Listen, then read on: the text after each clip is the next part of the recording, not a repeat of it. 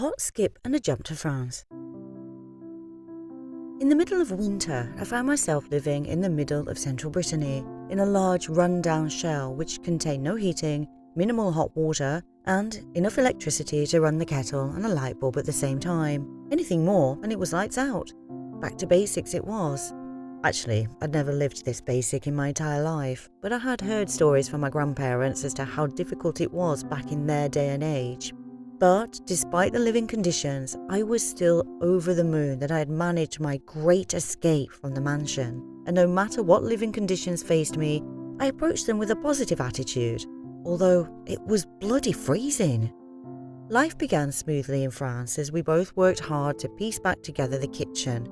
The room I had decided was the first we should complete, so at the end of a hard day, we could close the door to the dusty rooms and eat our well-deserved dinner in a clean, comfortable environment.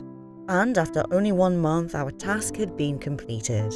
We had managed to transform the kitchen into a large, light, airy room with an old pot sink, an original feature of the house, and long, white-washed beams that ran the full length of the kitchen and which complemented our light, rustic choice in cupboards. A room we were both proud of, and a room which we loved to spend many hours talking, reading, eating, or simply sitting in silence with a glass of quality French wine or two. We even slept in the kitchen a few times through the cold winter months, as after installing a large wood burner, this was now the warmest, cleanest, and most inviting room in the house. My fridge had also been re-established, where I had stored some of my favourite delights from Blighty, and where now were sitting many different types of French cheese, French beer, French wine, and French yummies I had never even seen in the local Tesco's. The fridge had been reborn and was sat proudly in our larder, humming softly to its own tune, waiting to be filled, emptied, and refilled once again. I had even placed my old nameplate from work onto the front door of the fridge, bearing my name, and underneath, Customer Advocate Manager.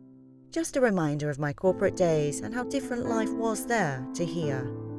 I was introduced to my husband's newfound friends, both English and French, and we frequented our local bar, which opened at 7 a.m. for the local postman to have his little tipple before he started his daily rounds, just to warm the blood of course, and which closed at the early hour of 8 p.m. when the last of the old locals would stagger out in their grimy overalls to go home to their wives, shower away their grease and sweat after a hard day's graft, and eat their evening meal, which had been lovingly prepared by the woman of the house. In fact, it had become obvious that the women of the village, be them single, divorced, widowed or married, didn't frequent the local bar, as I was usually the only female to be inside, much to the joy of the old guys with their missing teeth and weathered faces, who eyed me eagerly from the shadows, probably reminiscing about their youth. But they all seemed friendly enough, with the obligatory 3 kisses on the cheeks to each and every person sitting drinking their tipple before being allowed to even order your own tipple for the evening. The owner of the bar was a big burly guy with a large round stomach which seemed to suspend unnaturally below his broad chest. We were first eyed with suspicion from the grumpy-looking chain-smoking man behind the bar, but he turned out to be a sweet pussycat after he let down his guard. This took a mere 2-month period of regular visits to the small, dingy bar, with many a drink bought and consumed. He had a large, infectious laugh, which was slightly raspy from a 60-day habit he had, and if he laughed too hard, it would turn into a hacking, chesty cough that left him breathless and red-faced for a good minute or two after. Our burly barman had taken it upon himself to take on a protective role over me, and would leer menacingly at any local who had moved a little too closer or who had said anything underhand. The villagers seemed to like us, and we became known as les gens anglais, as we were the youngest occupants of the village by around 30 years. We were invited into our neighbours' homes to enjoy strong aperitifs before lunch and dinner, where we were subject to many questions about our past lives, future plans, and reasons for moving to France. We were also told many stories about their own past and the past of the small village of Morne, all told in a language unfamiliar to me. We were told terrible stories from the war when the Germans invaded and marched all of the men and young boys from out of their homes and into the large village hall. Once inside, they were threatened, starved, tortured, and 2 of the men were shot at gunpoint in front of the terrified others. all for information as to the whereabouts of the English. The neighbour who told us this story was now 85 years old and was one of the young boys who had been dragged into the village hall and had witnessed this terrible ordeal. As he relayed the story, you could still see the pain in his eyes as though it had happened only yesterday.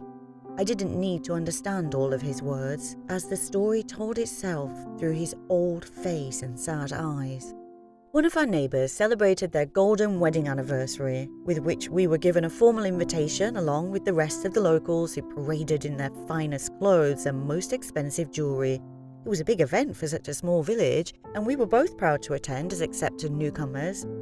There was the moving church ceremony, which I obviously hadn't understood a word, but had left with tear-stained cheeks, as words were not needed to see how much the now older couple deeply loved one another. We then headed for the celebrations in the town hall and were dragged from one relative to another and introduced as the young English who had bought and renovated the original family home. We were then subject to photographs with each family member in turn and then hurried along to meet the next inquisitive guest to start the introductions and answer the same questions all over again. A happy and heartwarming event in our small village of Moan. Our neighbours also popped round regularly to see our progress on the house, with which we showed them with pride, the work we achieved, and then explained future plans for each room in detail. We tried to give the house a modern feel, without losing any of the old characters and features that had been a part of the house for the last 100 years. We even discovered old delights like an old beautiful fireplace that for some reason had been hidden behind a stud wall, a fireplace that eventually became our main feature in the living room. Slowly but surely we restored the empty shell back to its old glory, much to the approval of the original owners and neighbours. Life seemed good. It was slow and back-breaking work, but each day we had our itinerary that we more or less stuck to, with just a few hiccups along the way. Apart from our welcoming neighbours, there were also the new English, who had bought and had or were restoring property in and around Moan. I also got the feeling that these unlikely characters were hiding or running away from something or someone, maybe from a wife or husband, or maybe from responsibility or debt, or possibly some of them running away from a crime or pending prison sentence, or maybe they were simply running away from themselves, or the exact opposite. They were trying to find themselves. The question that kept popping up in my head was, were we the same? Had we run away from something, or were we trying to run to something? Questions which I tried not to dwell on too much, as we were different, weren't we? But somewhere deep inside there was a nagging feeling that we were all alike in some way or another. A few of the unlikely characters that had found themselves in the middle of nowhere were, firstly, the dodgy-looking tattooed geezer from Melton Mowbray, who knew how to walk the walk and talk the talk. He could talk the ass of a donkey with his stories from the past that couldn't possibly be true, but as they were told with such vigour, it was impossible not to believe him, or at least not to want to believe him.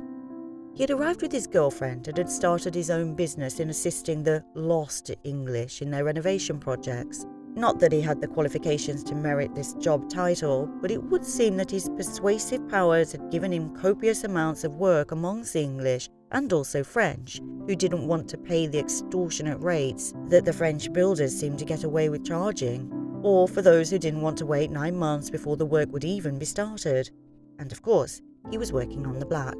We were invited into the home of Bob the Builder as his friend, but really, he knew, as we were fresh blood in the small region, that we obviously had money in the bank to support ourselves for a period of time, and he also knew that we would probably require the services of a builder at some point during our renovation project.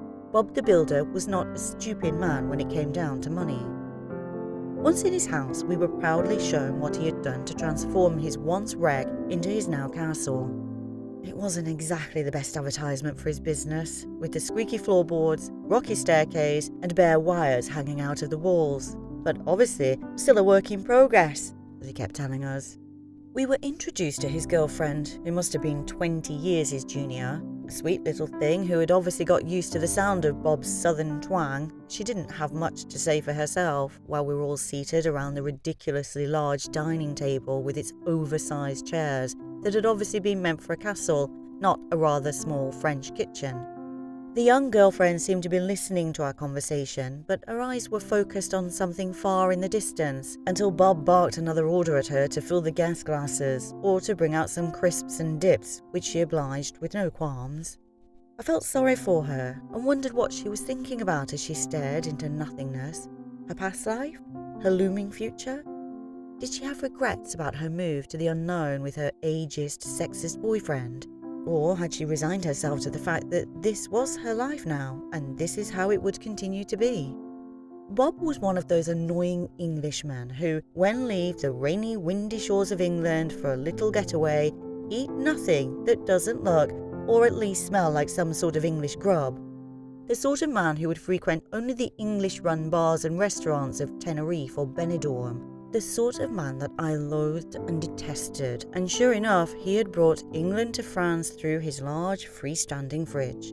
Packs upon packs of smoked, unsmoked, thick-sliced and streaky rashers of bacon.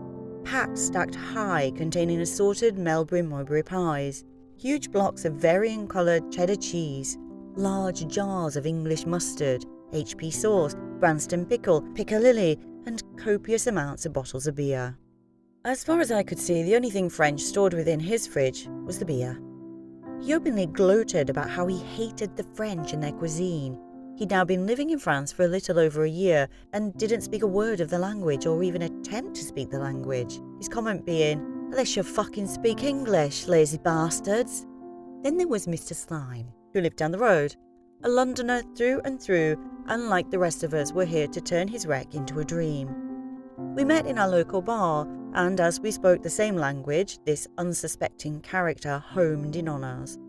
Why is it that when in a foreign place that requires a different language to communicate, it is deemed that you will immediately become best buddies with all fellow foreigners from the same land as yourself?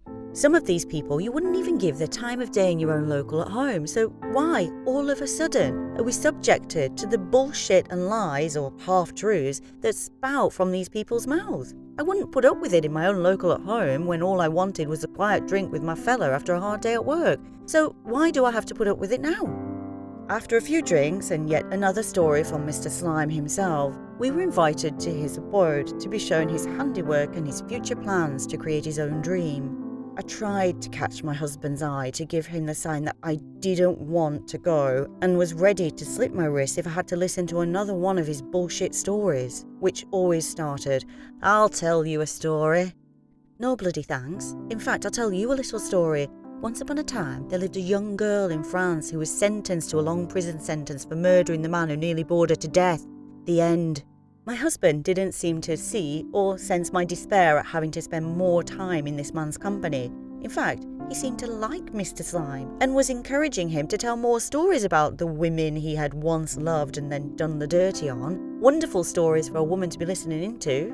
I hoped my husband would see sense, as I didn't really want this guy knocking on my door every 5 minutes for a cup of tea, darling. Mr. Slime was yet another prime example of a man too wrapped up in his own self-importance to be really interested in what you might think or have to say.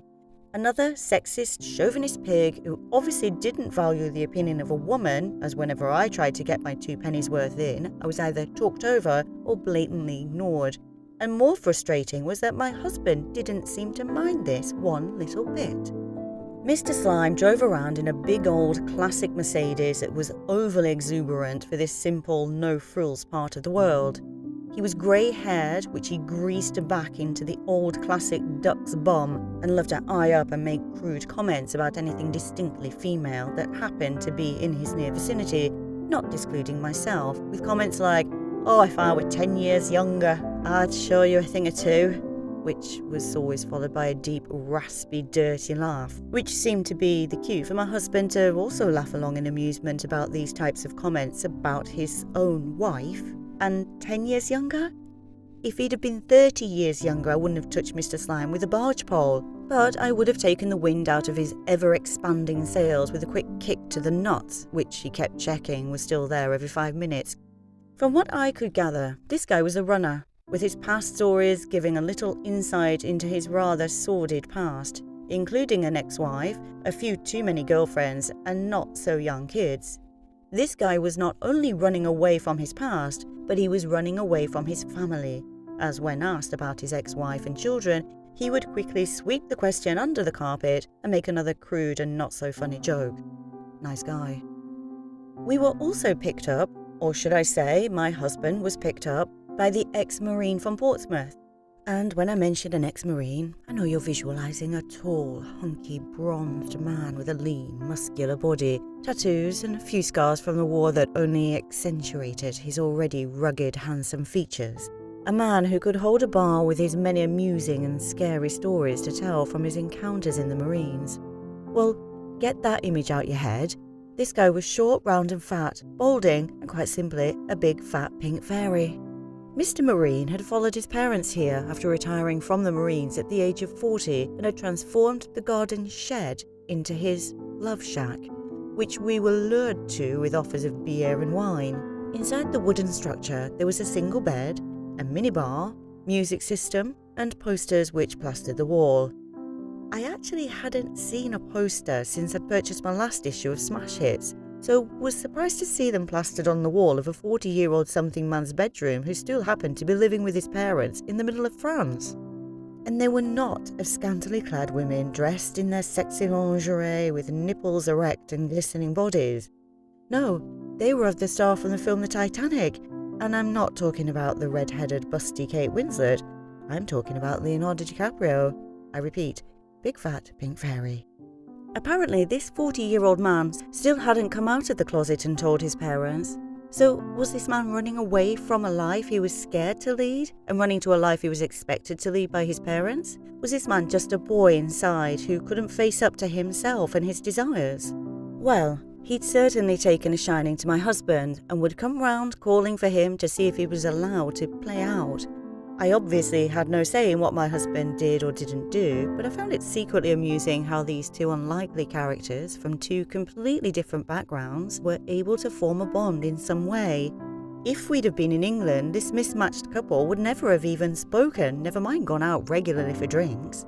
The people we encountered and invited into each other's homes, and who we shared food and drink with, were the kind of people, if we'd have encountered back in England, that we would have shared a polite conversation with in the local, after which we would have headed for home with a polite shake of the hands, and with every intention to never invite these strange people into our homes, or to avoid at all costs in the local on the next visit. So why was it so different in a foreign land?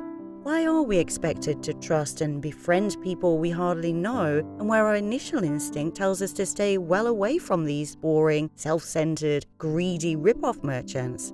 Why? Maybe it's because we missed home, or maybe because we were just bored of talking to each other.